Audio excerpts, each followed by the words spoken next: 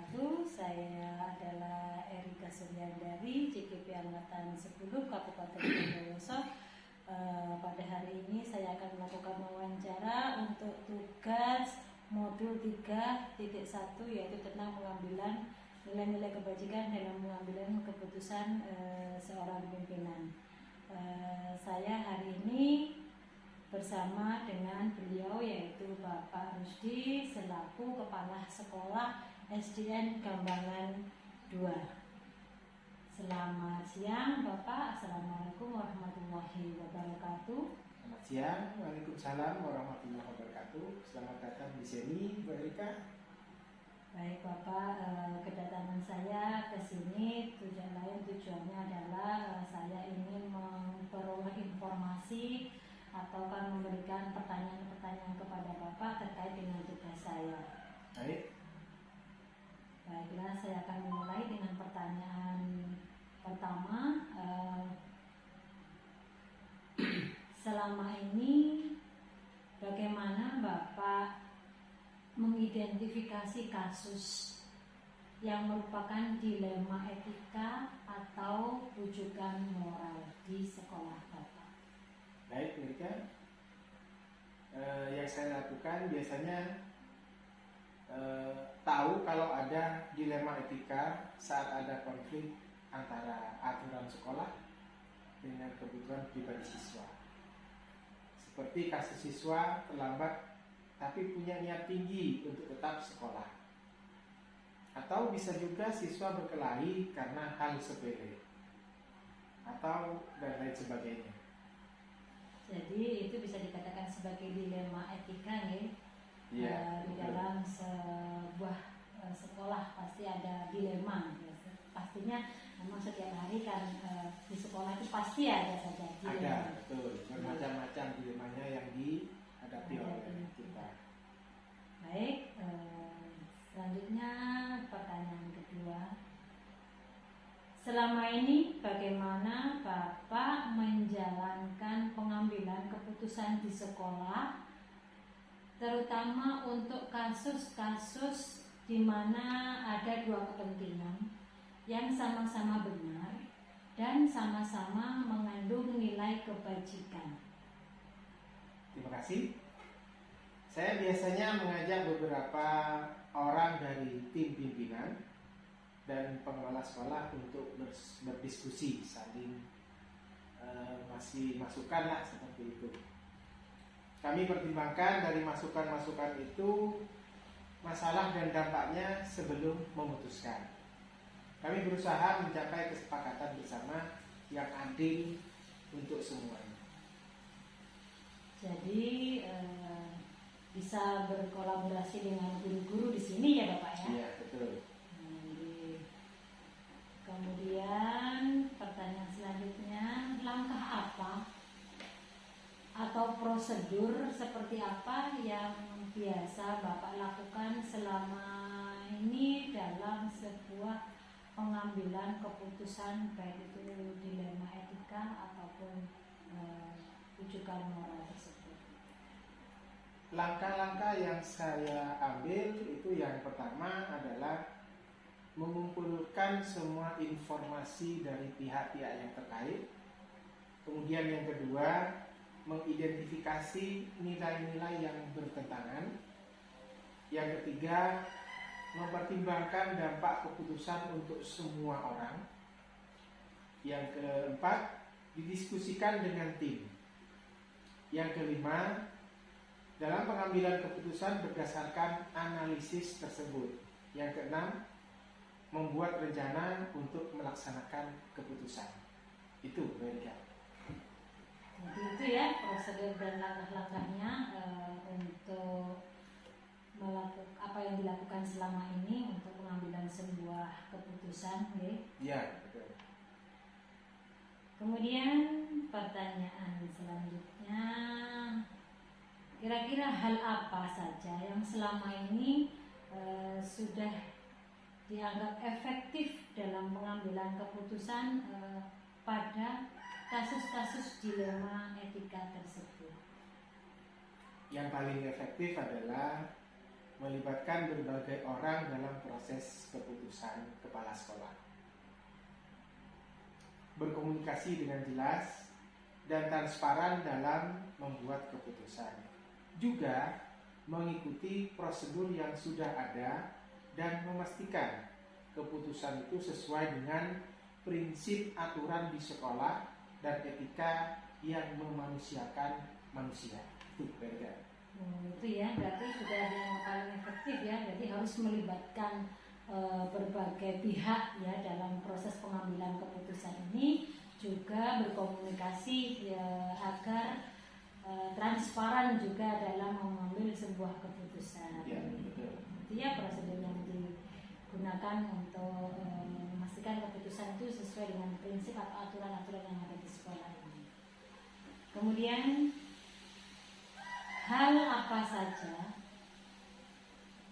selama ini yang merupakan tantangan dalam pengambilan sebuah keputusan pada kasus dilema etika?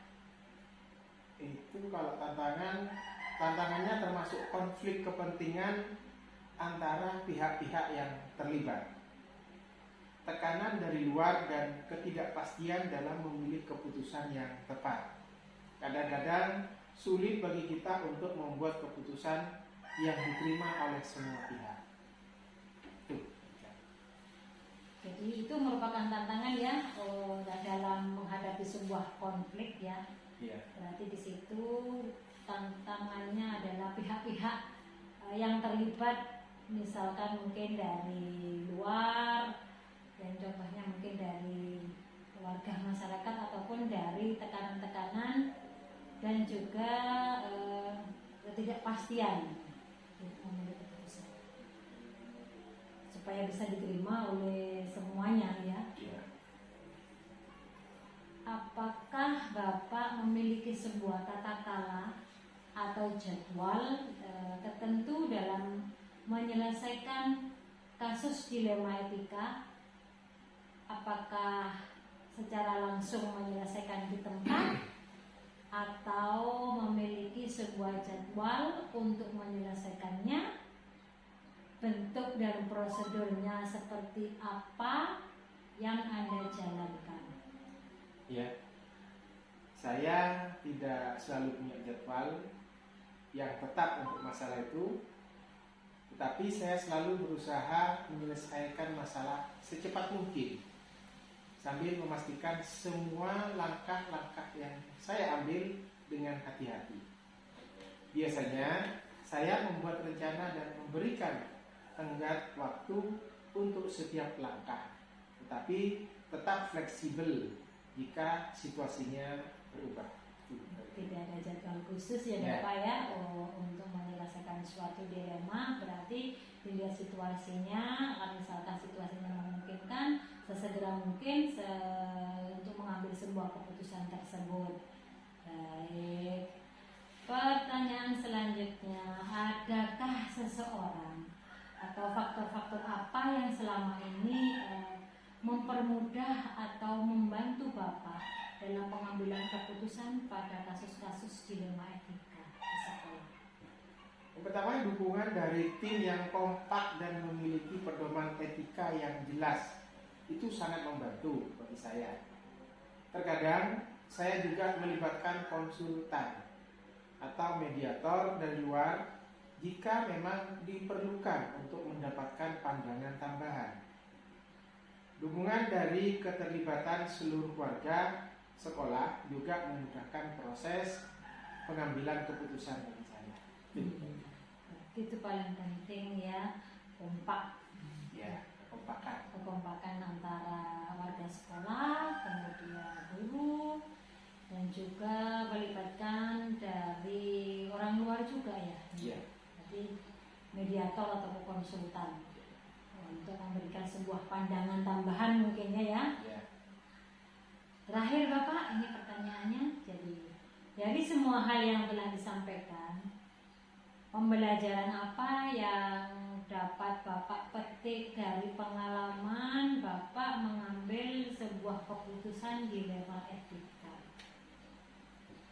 Pembelajaran yang saya ambil, saya belajar bahwa keterbukaan dan komunikasi itu sangat penting dalam pengambilan sebuah keputusan.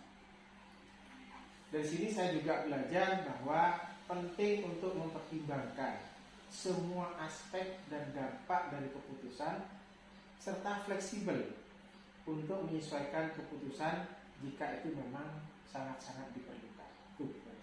Ya, jadi intinya dari apa yang sudah Bapak sampaikan tadi, bahwa dengan adanya dilema etika di sekolah, maka keterbukaan paling penting ya.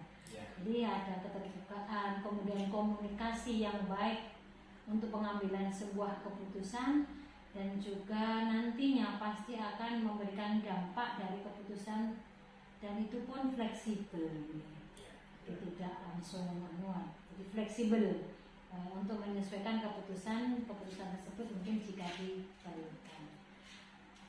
Kiranya itu saja mungkin Bapak pertanyaan dari saya. Terima kasih atas waktunya karena sudah membantu saya dalam melaksanakan atau menyelesaikan tugas saya. Terima kasih. Saya akhiri. Assalamualaikum warahmatullahi wabarakatuh. Waalaikumsalam warahmatullahi wabarakatuh.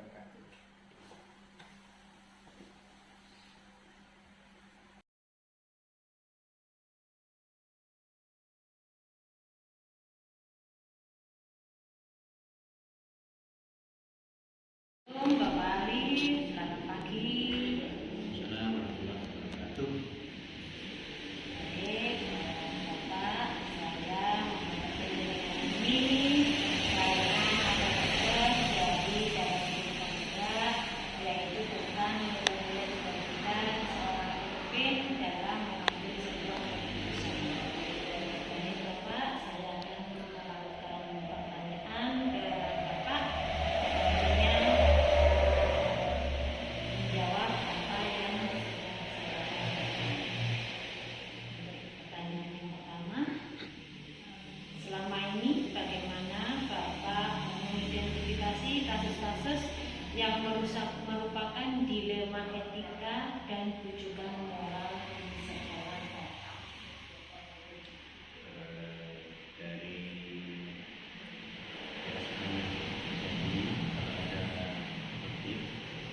kita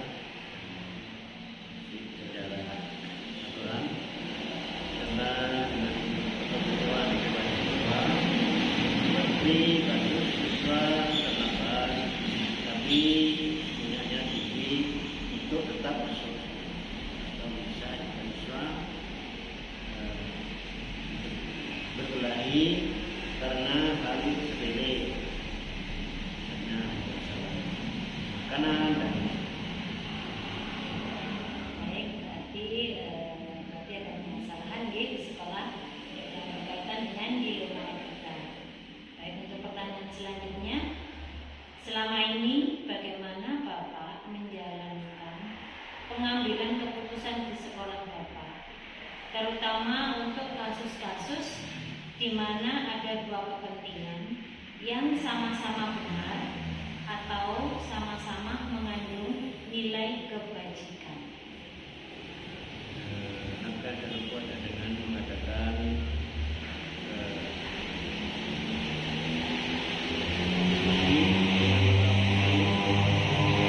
sekolah untuk berdiskusi menyelesaikan masalah sehingga permasalahan ini dapat diselesaikan dengan secara baik, tidak merugikan satu pihak. Di situ berdiskusi dengan Pimpinan, beberapa pimpinan, tim pimpinan, juga pengelola sekolah, sehingga dengan diskusi kita bisa yang tidak merugikan kedua pihak. tim di sekolah, nggih, diantaranya para guru. Baik, selanjutnya pertanyaan ketiga, langkah-langkah atau prosedur seperti apa yang biasa Bapak lakukan selama ini untuk mengambil sebuah keputusan? Kita kumpulkan beberapa informasi terkait, kemudian juga dengan identifikasi nilai-nilai yang berkembang, kemudian mempertimbangkan keputusan untuk semua orang. Yang terakhir, berdiskusi dengan tim dan ambil keputusan berdasarkan analisis tersebut. Buat rencana untuk melaksanakan keputusan. Jadi langkahnya banyak nih Bapak, yaitu dengan mencari informasi, kemudian identifikasi, juga mempertimbangkan dampaknya juga untuk mengambil keputusan, serta diskusi dengan tim, oke? Kemudian di situ juga berdasarkan analisis dan juga membuat rencana. Hal-hal apa saja yang selama ini Bapak anggap efektif dalam pengambilan keputusan pada kasus-kasus dilema etika?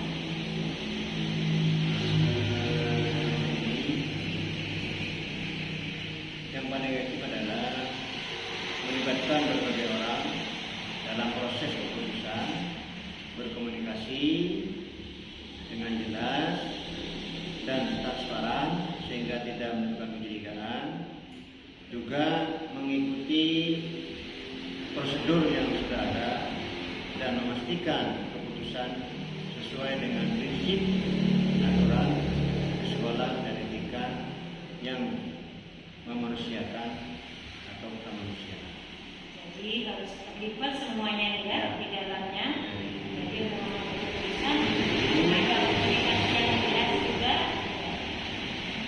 Baik, dengan mengikuti prosedur yang sudah ada. Untuk pertanyaan selanjutnya, hal-hal apa yang selama ini menjadi tantangan dalam pengambilan keputusan pada kasus-kasus dilema etika?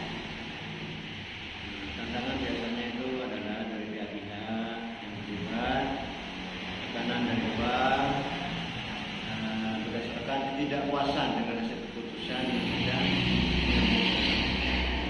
sulit untuk membuat keputusan yang diterima semua pihak. Secara otomatis pasti ada yang merasa tidak. Ada konflik nih, konflik kepentingan dari pihak, bisa dari dalam, bisa dari luar. Tapi itu adalah tujuannya sama, yaitu mencapai keputusan yang bisa diterima oleh semua pihak. Baik, selanjutnya, apakah Bapak memiliki sebuah kata-kata atau jadwal tertentu dalam sebuah penyelesaian kasus dilema etika? Apakah Bapak langsung menyelesaikan di tempat atau memiliki sebuah jadwal untuk menyelesaikannya? Bentuk atau prosedur seperti apa yang Bapak jalankan? Dalam itu kita tidak harus